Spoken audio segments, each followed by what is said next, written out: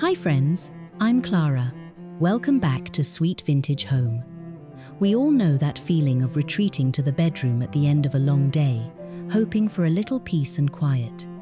But so often, especially in a small cottage or a cozy bungalow, our bedside tables become the catch-all for everything.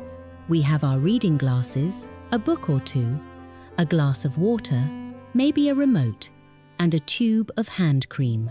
Before we know it, that small wooden surface is completely covered, and the room starts to feel a bit restless instead of restful. Today, I want to talk about a very simple, old-fashioned solution that is finding its way back into our hearts and our homes: the handmade crochet bedside caddy. This isn't just about adding a bit of lace to the room, though that is always a plus. It's about a practical, soft way to clear the clutter while keeping everything we need right at our fingertips. Before we dive into how to style these, I'd love to know, do you prefer a completely clear nightstand, or do you find comfort in having your favorite things gathered close by?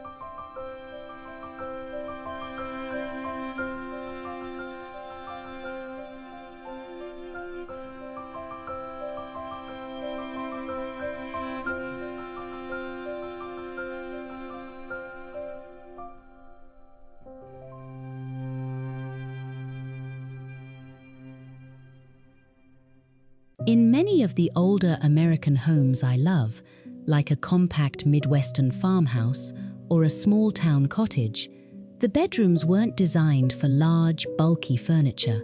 When you try to squeeze in a traditional nightstand, you often lose that sense of flow and airiness. This is where the bedside caddy really shines.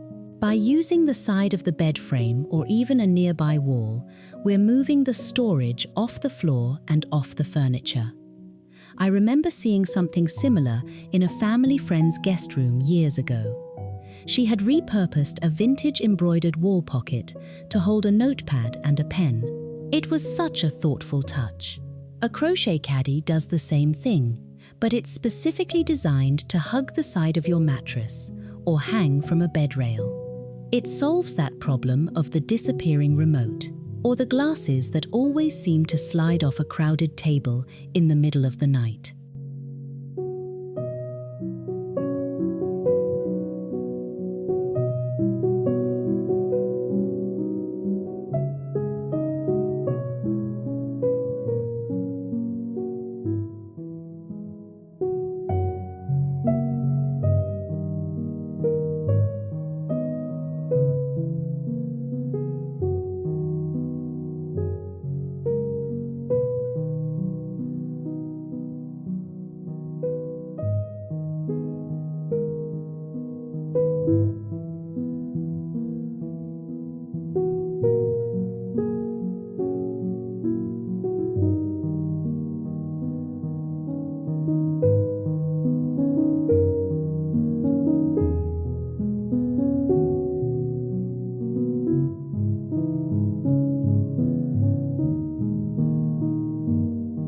When we talk about bedside storage, you could easily go out and buy a plastic or canvas organizer, but those often feel a bit cold and industrial. In a cottage-style room, we want textures that feel like they belong with our quilts and linens.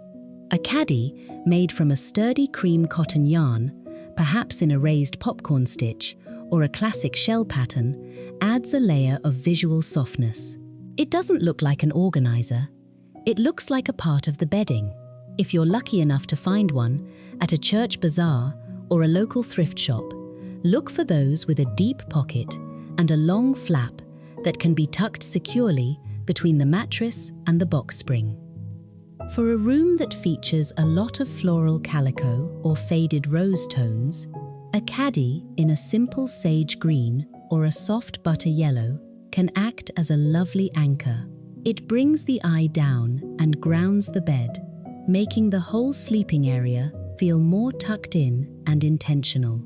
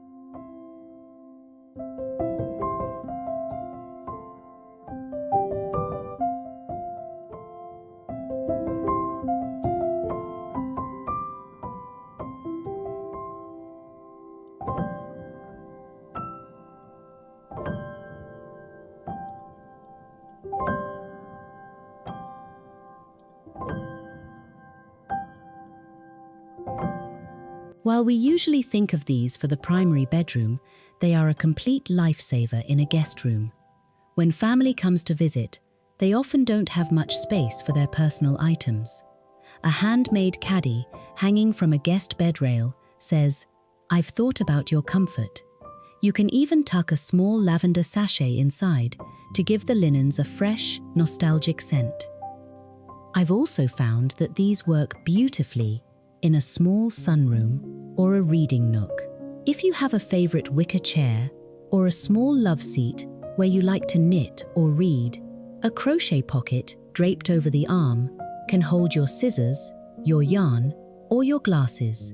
It keeps the floor clear of baskets and makes the small space feel much more orderly.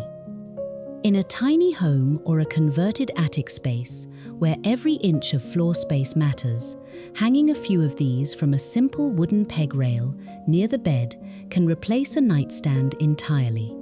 It's a wonderful way to keep that collected but not cluttered look we all strive for.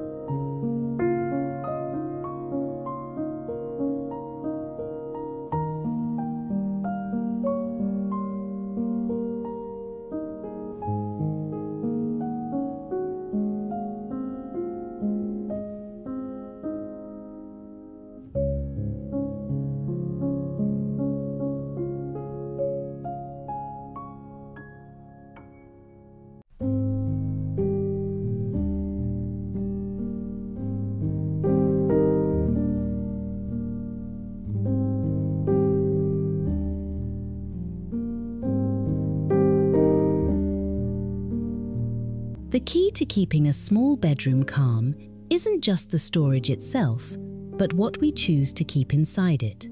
A bedside caddy should be a curated space. I like to keep mine limited to the 3 things I use every single night: my current book, my glasses, and a small hand-stitched pouch for my eye mask. When you move these items into a soft crochet pocket, the top of your nightstand is suddenly free. Now, instead of a pile of books, you have room for a single milk glass vase with a sprig of garden mint or a small framed photo of a grandchild. By clearing the utility items into the caddy, you allow the beautiful things on your table to actually be seen. It's about creating a focal point of peace. When you look over from your pillow, you see a clear surface and a beautiful handmade textile, rather than a mounting pile of stuff. It changes the way the room feels when you wake up in the morning too. Everything is where it belongs, tucked away in a soft, shell-stitched pocket.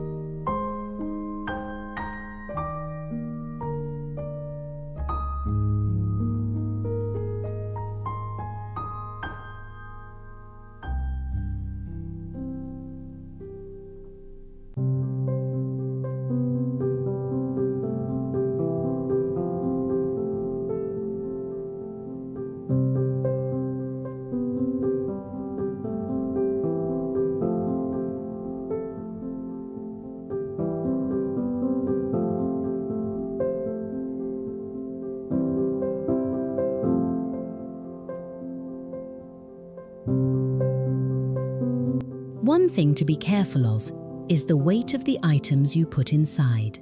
Handmade crochet is strong, but it does have a bit of give.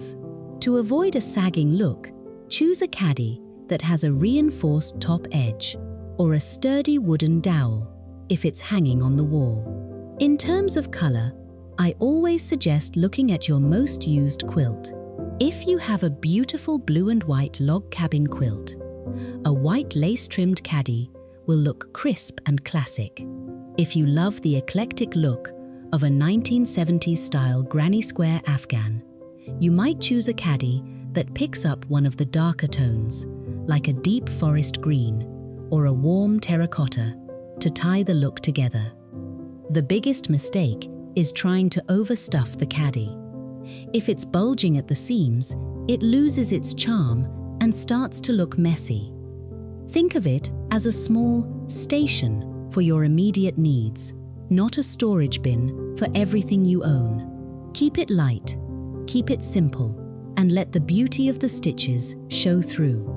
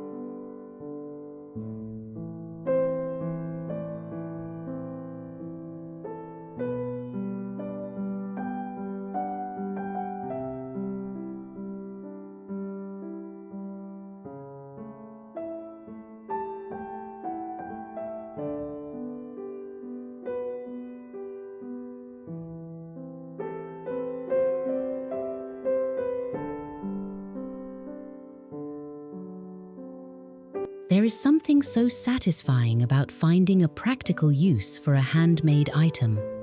It connects us to that traditional way of homemaking where things were meant to be both beautiful and useful. Whether you crochet one yourself, find a vintage treasure at an estate sale, or repurpose a sturdy lace runner, adding this one small detail can truly transform the energy of your bedroom. It's these little shifts, moving a book here, clearing a surface there, that turn a house into a home that feels cared for and personal. We don't need a major renovation to find a little more peace in our small spaces. Sometimes, all we need is a bit of cotton yarn and a thoughtful place to put our things. I hope this gives you some inspiration for your own quiet corners. If you enjoyed these ideas, I'd be so grateful if you'd give this video a like and subscribe to join our little community here at Sweet Vintage Home. It truly helps the channel grow, and I love sharing these nostalgic decorating journeys with you. Thank you so much for spending part of your day with me. Happy decorating, friends, and I'll see you in the next video.